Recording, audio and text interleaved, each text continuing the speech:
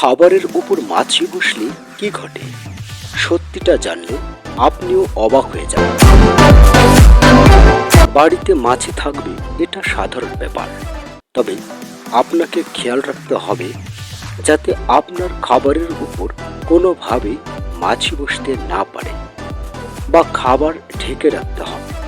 বেশিরভাগ অঢাকা খাবারে মাছি বসতে দেখা যায়, আবার অনেকে সেই খাবার খেয়েও নেয়। কিন্তু এই পতঙ্গটি আপনার খাবার স্পর্শ করলে কি ঘটতে পারে জানলে আপনিও অবাক হয়ে যাবেন। তাহলে প্রিয় দর্শক, বাঁচতে হলে জানতে হবে।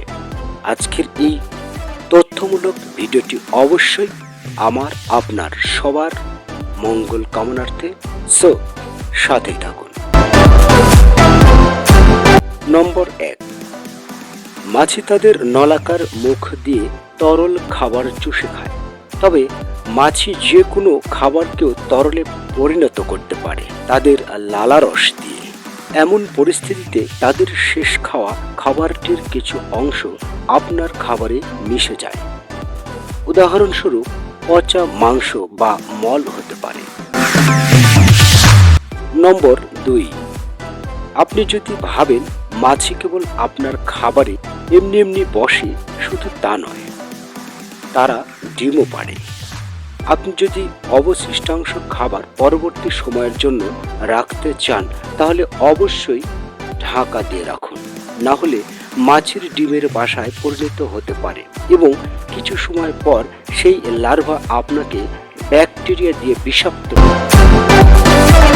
নম্বর 3, আমরা কম বেশি সকলেই জানি যে এই পতঙ্গটি ব্যাকটেরিয়ায় ভরা।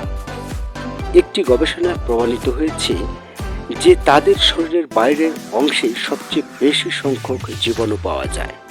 এর মানে হলো তারা কোনো কিছুতে স্পর্শ করলেই তা মারাত্মকভাবে সংক্রমিত হতে পারে।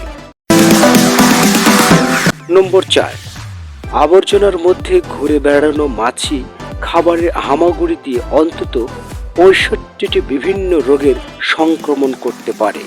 এর মধ্যে রয়েছে আমাশয়, ডায়রিয়া, কলেরা, এমনকি কুষ্ঠরোগও রয়েছে।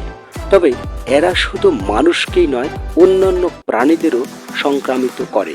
তাহলে এবার ভাবুন, আপনি মাছি থেকে রেহাই পেতে কি করবেন? এই পতঙ্গটি থেকে রেহাই পেতে কিছুই করতে হবে না, শুধু আপনাকে সচেতন হতে হবে এবং প্রোটেকশন আপনাকেই নিতে হবে। ভালো থাকবেন, সুস্থ থাকবেন, আপনাদের দীর্ঘ জীবন কামনা করে এখানে শেষ করছি। আল্লাহ হাফেজ।